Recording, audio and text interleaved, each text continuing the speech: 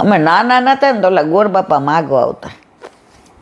એટલે અમારી યારે એક છોકરો હતો, એને જરાય ન ગમે. એ બહુ આમ ક્રાંતિકાર. એ કે ગોર મરો ગોરાણી મરો, પણ મારું તરભાણું ભરો. તરભાણું એટલે માગવાનું હોય. એ કે આ બધા આવા છે. જો ભાષા તો દીનતા કોને કે મારા ભાગે આવે કે ના આવે કે એને આપો. પણ આપણે જે તબક્કા સુધી પહોંચ્યા નથી. ચતુર્થ મર્મ દીનતા જ. જ્યારે સર્વ સાધનોથી હું રહી છું, મેં એવું એકે સાધન નથી કર્યું કે જેને લઈને પ્રભુ મને ફલદાન કરે. આપણે કોઈ રસ્તા મળે ને તો એમ કે આ ભગવદીય છે, નામ છે, આમ છે, એના ઘરે આંઠે આમને સેવા જ, બહાર નીકળતા નથી. એ તો આજે આ કામથી. હવે આપણે તેને ઓળખતા નથી. નામ સાંભળ્યું હોય આપણને એમ થાય આપણાથી કેમ બોલાય, એ બોલાવે જ બોલો. તો દેનતા કોને એ આપણને સામે આવો એ બેન આવનવાર વાલા ન્યા કેમ ઊભા છે, આ દીનતા છે. પણ ઓલા એમ કે આપણે શું, મને તો આખી દુનિયા ઓળખે છે, એને કોઈ ઓળખે છે? હું કરું એ જ અજ્ઞાનતા, સકટનો ભાર જેમ શ્વાન તાણે.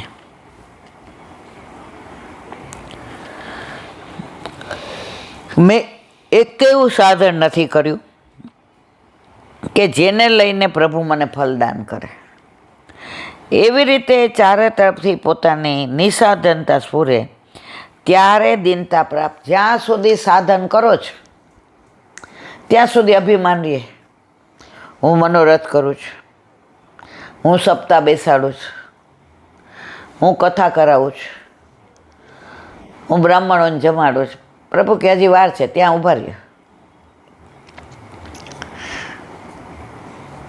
યશોદાજી ઓલું દોરડું લઈને પ્રભુની પાછળ દોડે. દર વખતે દોરડું 2 આંગળ ટૂંકું પડે. એ 2 આંગળ કયા? અહંતા ને મમતા. પણ થાકી ગયા, મારે જેમ ભારે શરીર. દોરડું ફેંકી દીધું. સાધન લઈને દોડતા હતા ને, દોરડાથી બાંધવા હતા. દોરડું ફેંકી દીધું. ઠાકોરજી હાથ પકડે આમ કરીને કે લેમાં બાંધી દે. નિસાધન થઈ ગયા ને કે હવે મારી પાસે તને બાંધવા માટે કાંઈ નથી. ઠાકોરજી સામેથી માં દેખ મૂકું, બાંધ લે. આ પુષ્ટિ માર્ગ, આ દીનતા. જો આપણે ત્યાં સુધી પહોંચ્યા નથી, પણ કાંઈ વાંધો નહીં. આપણા ઘરે આપણા માથે આપણા ઠાકોરજી બિરાજે છે. શરૂઆત કરી છે, મંજિલે વલ્લભે બતાવી છે, રસ્તોય બતાવ્યો છે. પણ આપણે એવા અકોણા છીએ હારા. આ બાજુ ધ્યાન રાખીએ, આજુબાજુ વલ્લભે શીખવાડ્યું સીધો અહીંયા આવજે. પણ સીધા નથી જતા, આડાવડા જોઈએ છીએ એટલે હજી ગળો થયા ખાઈએ છે. સીધા જાશું ત્યારે વલ્લભ મંજિલે બેઠા જ છે. પણ મારા વાલા હાથ ચાલ્યો છે એટલે છોડશે નહીં, ચિંતા કરતા નહીં. જ્યારે જીવને પ્રભુ પ્રાપ્તિ માટે અત્યંત આરતી પ્રકટ થાય, પ્રભુ ન મળ્યાથી જ્યારે અત્યંત પીડાય, ત્યારે પણ પ્રભુ પોતાના સ્વરૂપની પ્રાપ્તિ કરાવે છે. અંદર તાપ થાય. એક દીકરી 50 વર્ષ પહેલાંની વાત છે, એને MBAમાં એડમિશન મળ્યું લંડનમાં. હવે એના ફિયાન્સ ત્યાં રહેતો હતો. એટલે અહીંથી બધું બેગ ને આ ને તે બધું ત્યાં જઈને એણે ઓલું એડમિશન લેટર લેવાનો હતો એમ્બસીમાંથી. હવે એ આવ્યો નહોતો. 2 દી દોડા કર્યા, 4 દી પછીનો તો પ્લેન હતો. પછી એને ખબર પડી કે આ બધું તો ડુપ્લિકેટ છે, મારી સાથે કૌભાંડ કરવામાં આવ્યો છે. એટલે એણે વિચાર કર્યો કે મારો ફિયાન્સ જ આવો છે તો ત્યાં જઈને હું શું કરવાની. તો મારા વાલા ઘણીવાર આપણે ખોટી જગ્યાએ બધી દીનતા વાપરતા હોઈએ છીએ. પછી આ છોકરી કે આવું સાધન કરવાની જરૂર નથી. અમારા ઘરે ઠાકોરજી બિરાજે છે, જો મારા હિતમાં હશે તો એ વ્યવસ્થા કરશે. હવે એ તો ઘરે બધું મૂકીને આવતી, ન ટિકિટ કેન્સલ કરાવી, ન કોઈને કીધું. ત્યારે ટ્રેનમાં આવું બધું જલ્દી રિઝર્વેશનનું ઓછું હતું. ટિકિટ લઈને બેસો અને આટલા બધા રેપ ને આન તે, સારું વાતાવરણ હતું. ઘરે આવી ગઈ તો ત્યારે ટેલિગ્રામ હતા. ટેલિગ્રામ આવ્યો કે અમારી સાથે એજન્ટે ધોખો કર્યો છે. એને વિશ્વાસ આવી ગયો કે મેં મારા ઠાકોરજી ઉપર વિશ્વાસ રાખ્યો હતો અને નીચે લખ્યું હતું, હવે હું તને તેડવા આવું છું. તો આપણા ઘરે આપણા માથે બિરાજતા આપણા ઠાકોરજી, વચ્ચેના માણસો આપણી યારે દગા કરે, પણ ઠાકોરજી એમ કે હું તારા ઘરે આવી જાઉં છું. પછી જો દિનતા ન આવે તો આપણે ઝીરો, અને આવી જાય તો આપણે હીરો.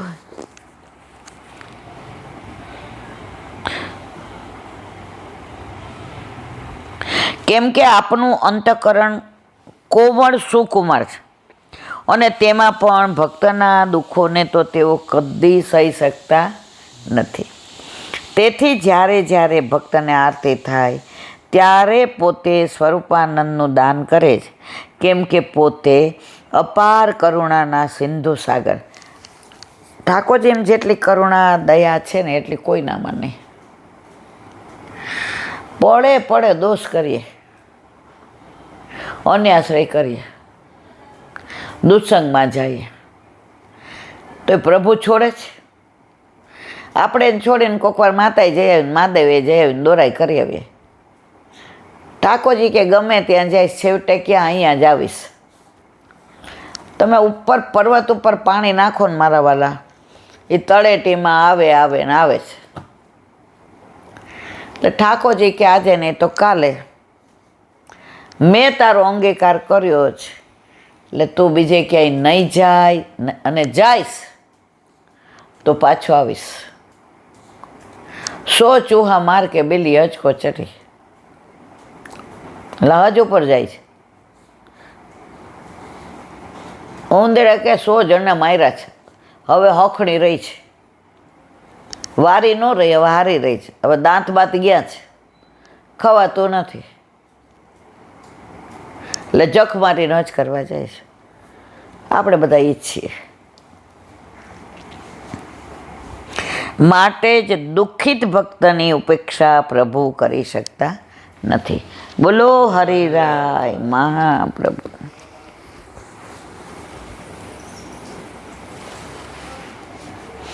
દયારામભાઈ કૃત ભક્તિ પોષણ.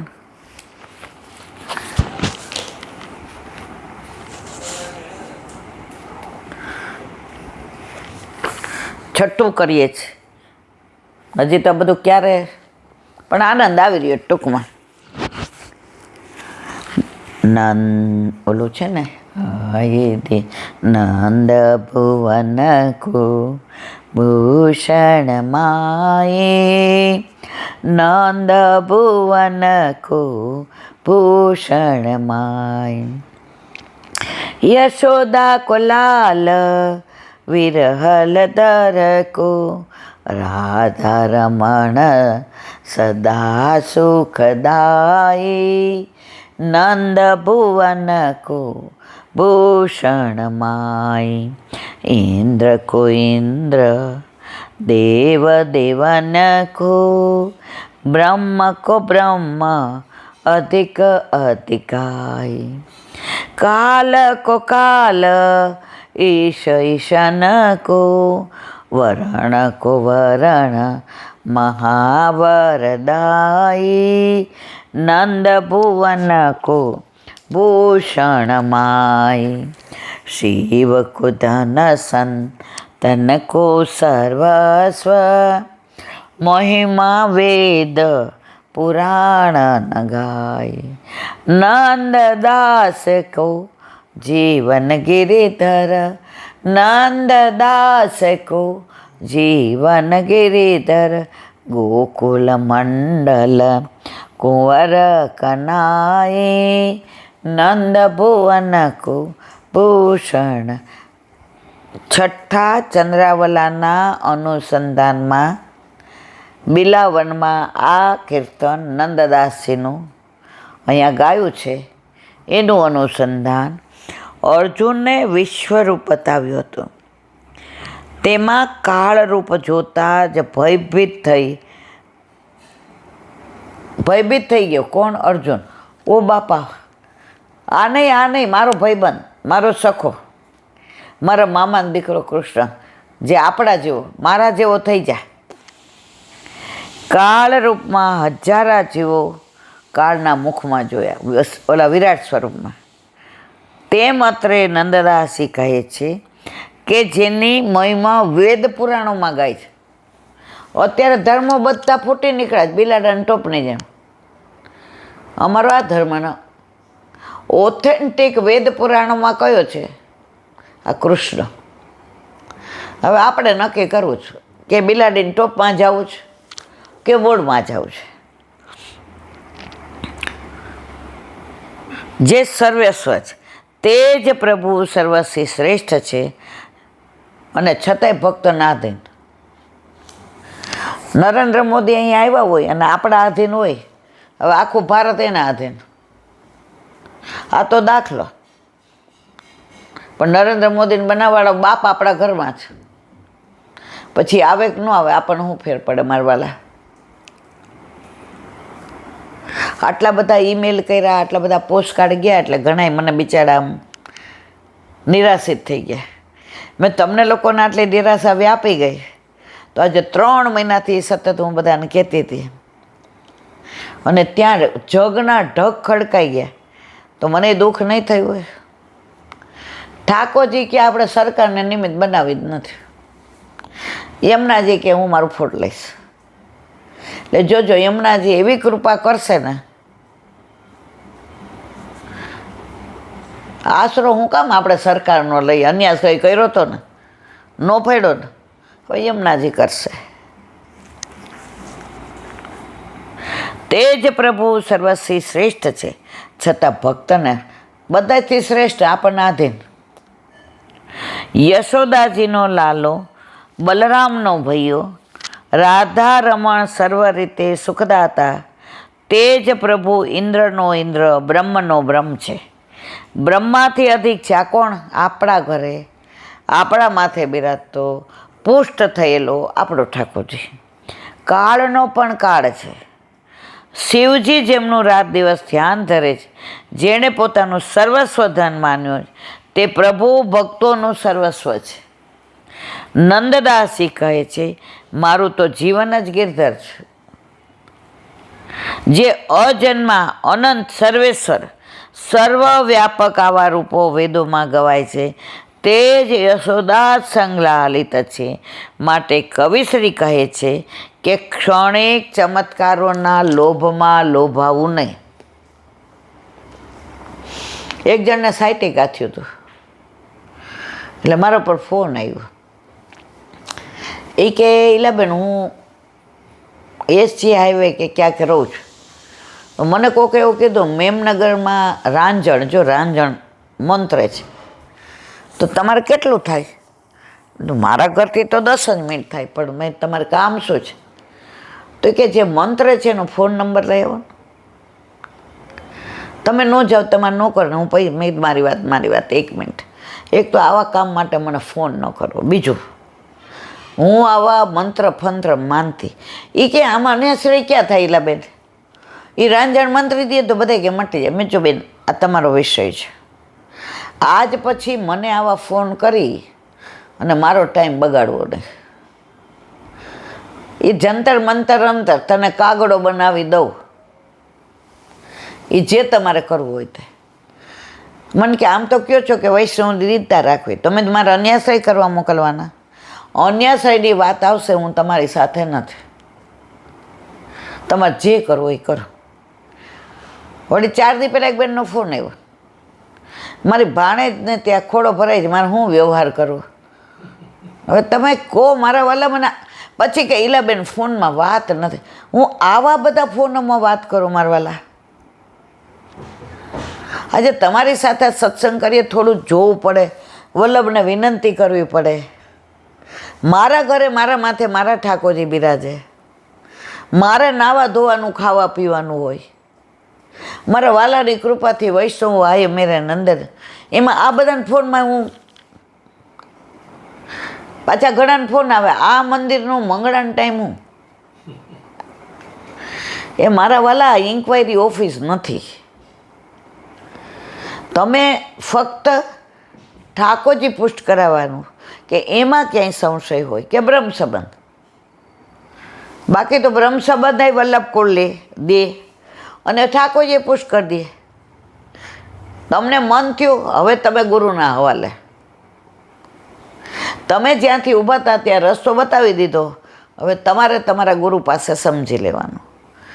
તો અહીંથી મારે એટલે જ વિનંતી કરું, મને આવા ખોટા ક્ષુલક ફોનો ના કરો. એક તો મારી ઉંમર જુઓ, તબિયત જુઓ. 20% કાન ઇન્જર્ડ થઈ ગયો છે, ઘરમાં નથી સાંભળતી 20%. અને આવા પછી પૂછે તમારે સત્સંગ બહુ સાંભળીએ છીએ. આ બધી વાંચી વાત પહેલાં વખાણ કર, પણ ધીમેકથી કહે મારી ભાણીને તે મારે કયો વ્યવહાર કરો. અરે તારી ભલી થાય. આવા હું 7, 8, 10 મિનિટ રોજ ફોન 25 વાપરું કે 50. મારું જીવન તો એટલું વ્યર્થ થઈ ગયું ને મારા વાલા. તમારું ના કરો, મારું ના કરો. કામનું બોલીએ અને કામનું કરીએ.